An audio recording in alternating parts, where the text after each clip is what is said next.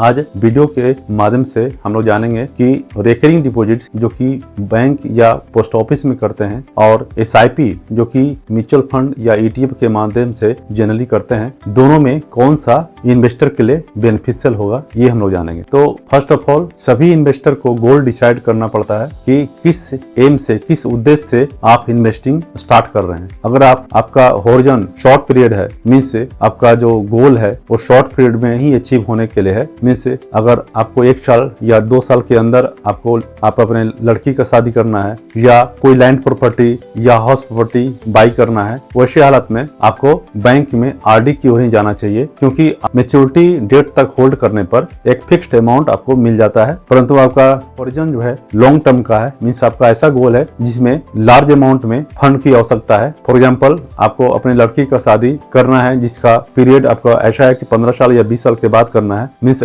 ऐसा land property जिसमें ज्यादा पैसे की जरूरत है या हाउस प्रॉपर्टी जिसमें ज्यादा पैसे की जरूरत है, उसका विजन लॉन्ग टर्म है, 15 से 20 साल बाद करना है। तो ऐसे हालत में आप एसआईपी की ओर जा सकते हैं, क्योंकि एसआईपी में मिनिमम जो CAGR है जिसको बोलते हैं स्टॉक मार्केट की भाषा में कंपाउंड एनुअल ग्रोथ रेट बोलते हैं, जो ईयरली इंटरेस्ट बैंकिंग फॉर्म में बोलते हैं, उसी को स्टॉक मार्केट में CAGR means compound annual growth rate बोला जाता है। दोनों सेम ही चीज है, कैलकुलेट करने का नाम टर्मिनोलॉजी अलग अलग दिया गया है। तो इसमें 12% का CAGR कहीं नहीं जाता है, किसमें? एसआईपी में। या तो आप म्यूचुअल फंड में एसआईपी कर रहे हैं या ETF में कर रहे हैं, दोनों में आपको मिनिमम 12 से 15% CAGR आपको कहीं नहीं जाता है, आपको मिलेगा ही, बशर्ते आपको होल्डिंग कैपेसिटी होना चाहिए। कोई इन्वेस्टर 15 इयर्स के लिए 5,000 रुपया पर मंथ आरडी अगर करता है तो वैसे हालत में उसको 9 लाख रुपया 15 साल में डिपॉजिट करना पड़ेगा और टोटल इंटरेस्ट अर्न करेगा वो, अगर यहाँ पर मान के चला जाए कि 7% रेट ऑफ इंटरेस्ट उसमें आरडी में मिलता है, वैसे हालत में आपको 6,88,411 रुपया इंटरेस्ट मिलेगा। मैच्योरिटी अमाउंट जो होगा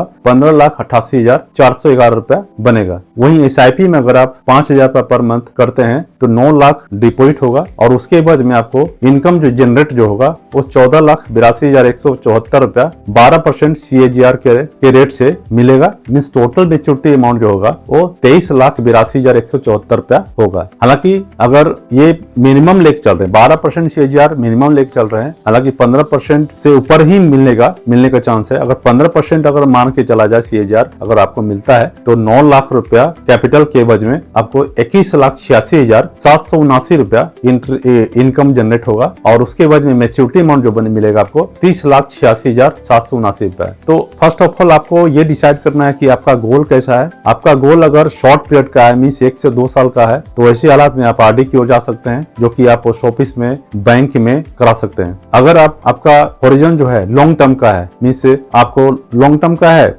इसके साथ साथ आपको होल्ड करने का कैपेसिटी भी होना चाहिए। ऐसा नहीं कि छोटा मोटा आपको जरूरत पड़ा उसमें आप फंड को विड्रॉ कर लीजिए, ऐसा नहीं। लॉन्ग टर्म तक आप होल्ड कीजिए, 15 से 20 साल आप होल्ड कीजिए, तब आपका अमाउंट में अच्छा ग्रोथ मिलेगा। एसआईपी हालांकि मैं इसलिए बोल रहा हूँ लॉन्ग टर्म के लिए, जो फंड मैनेजर जो होते हैं वो स्टॉक मार्केट में ही इन्वेस्टमेंट करते हैं। म्यूचुअल फंड क्या है? म्यूचुअल फंड को एक फंड मैनेजर मैनेज करता है। आप जो भी एसआईपी के रूप में उसको देते हैं वो आपके फंड को मैनेज करता है। मींस म्यूचुअल फंड में जो होल्डिंग है, होल्डिंग में बहुत सारे कंपनी का स्टॉक रहता है। उस स्टॉक में कौन सा स्टॉक अच्छा परफॉर्म कर रहा है उसको रखते हैं और कुछ पीरियड के बाद देखते हैं कि कौन सा अच्छा परफॉर्म नहीं कर रहा है, उसको निकाल के उसको दूसरे स्टॉक से रिप्लेस कर देते हैं। तो ये फंड मैनेजर का काम है। तो इसलिए शॉर्ट पीरियड में एसआईपी इसलिए करना अवॉइड किया जाता है। आपको पैसा की रिक्वायरमेंट है, पैसा आप निकालना चाहिएगा, उस समय मार्केट गिरा रहेगा तो उसका आप जो पैसा इन्वेस्टमेंट किए हैं उसका जो ग्रोथ है हो सकता है वो नेगेटिव में भी रहे। तो इसलिए आपको होल्डिंग कैपेसिटी होना चाहिए। एसआईपी में होल्डिंग कैपेसिटी रहेगा तो ही आप मैक्सिमम अमाउंट अर्निंग के रूप में जनरेट कर सकते हैं। चैनल पर नए हैं तो जरूर सब्सक्राइब करें, इसी तरह के कंटेंट में बराबर डालता रहता हूं। Thanks for watching.